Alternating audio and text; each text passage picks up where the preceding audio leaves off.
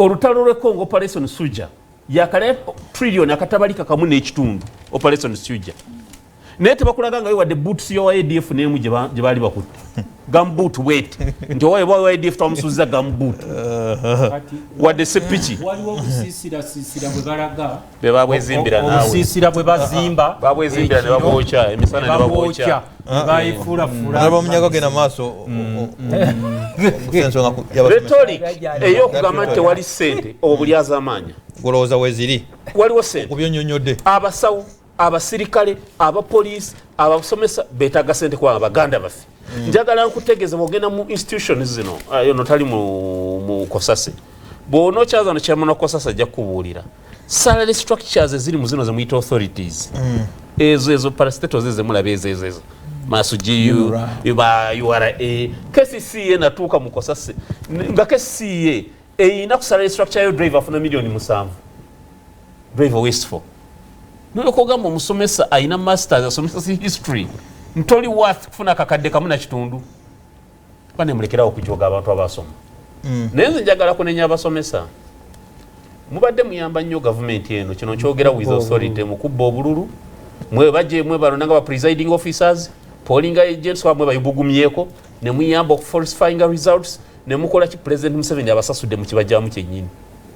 ate nze njagala kubagamba abasomesa struggle reading bwe batasoma bwemba mwagala okwenunula amaanyi ag'enunula gali mu mikono gyammwe omwo bwemba mwagala okubeera n'emirembe amaanyi ag'enunula mwe mugayina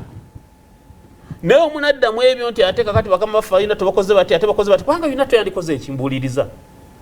wadde waliwo kyefita the political question doctrine nti president yabayise yakoze eki yuna toyandikoze eki yuna toyandegena mu constitutional court okola yoki okuchallenginga ekikolwa kya government yakoze ekyaki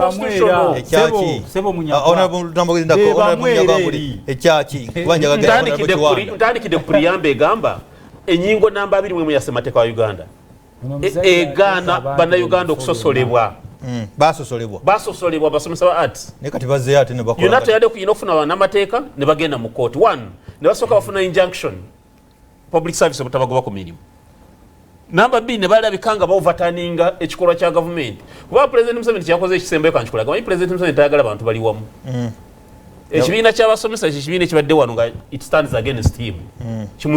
kimusukiramu kati olwokwata abamu n'obawo omusaala omugumu abala n'obawo omulala oba baawukanyiza era baayawukana dda neera yakikoze oye President Museveni yonna teyadde yina ogenda mu kooti ekyalennyinga okusosolebwa okwo okubira otya Honorable Kiwanda owulidde Honorable Munyagwa ate omusomesa yayogera ndowooza biri ku ground nja kusookerako ekyennyini nti wonna tesobola kugenda mu kooti olw'ensonga